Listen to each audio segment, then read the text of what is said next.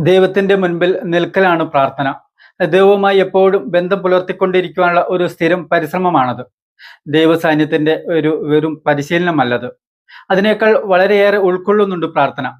ആഴത്തിലുള്ള ഒരു ബോധം ദൈവത്തെ പറ്റി അതുണ്ടായിരിക്കണം നമുക്ക്. ഇതിനും പുറമെ വിശ്വാസം. നമ്മുടെ ജീവിതത്തിൽ ഓരോ നിമിഷവും നാം അവനിൽ ആശ്രയിക്കുന്നു എന്നുള്ള ഉറച്ച ബോധ്യം. ദൈവത്തെ പറ്റിയുള്ള ഈ ബോധം, അവിടത്തെ പറ്റിയുള്ള ഈ ചിന്ത, പ്രാർത്ഥനയുടെ ഈ അരൂപി നമ്മുടെ പ്രാർത്ഥനാ ജീവിതത്തിലും മൗലികമായിട്ടുള്ളതാണ്. നമ്മുടെ ജീവിതത്തെ ആകമാനം ബാധിക്കേണ്ടതാണിത്. പ്രാർത്ഥനയുടെ ആഴമായ ഈ അരൂപിൽ നിന്ന് വേണം നമ്മുടെ പ്രാർത്ഥന ഒലിച്ചിറങ്ങാൻ.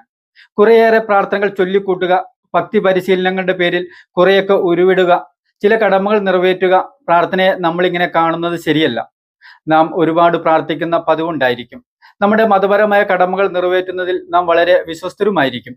എന്നാലും പ്രാർത്ഥനയുടെ അരൂപിയില്ലെങ്കിൽ നാം പ്രാർത്ഥിക്കുന്നുണ്ടാവില്ല. ദൈവത്തിന്റെ മുൻപിൽ നിന്നുകൊണ്ടുള്ള പ്രാർത്ഥന, മറ്റുള്ളവരുടെ മുൻപിൽ നിന്നുകൊണ്ടുള്ള പ്രാർത്ഥന, സ്നേഹത്തിന്റെ കൽപ്പനയുടെ രണ്ടു വശങ്ങളാണിത്. നീ നിന്റെ ദൈവമായ കർത്താവിനെ പൂർണ്ണ ഹൃദയത്തോടും പൂർണ്ണ ആത്മാവോടും പൂർണ്ണ ശക്തിയോടും കൂടെ സ്നേഹിക്കണം.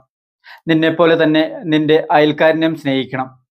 അങ്ങനെ നമ്മുടെ പ്രാർത്ഥന ഉണ്ടായതും പോഷിപ്പിക്കപ്പെടുന്നതും സ്നേഹത്തിലാണ്. ദൈവസ്നേഹത്തിലും നമ്മുടെ അയൽക്കാരോടുള്ള സ്നേഹത്തിലും. അതുകൊണ്ട് പ്രാർത്ഥന തിരഞ്ഞെടുക്കപ്പെട്ട ചുരുക്കം ചിലർക്കായി മാറ്റിവെക്കപ്പെട്ടുള്ള ഒരു രഹസ്യാനുഭവമല്ല.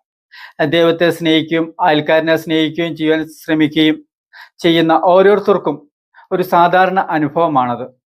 സ്നേഹജീവിതത്തിന്റെ ഒരു സ്വാഭാവിക പുഷ്പിക്കലാണ് പ്രാർത്ഥന. ദൈവം നിങ്ങളെ സമർത്ഥമായി അനുഗ്രഹിക്കട്ടെ.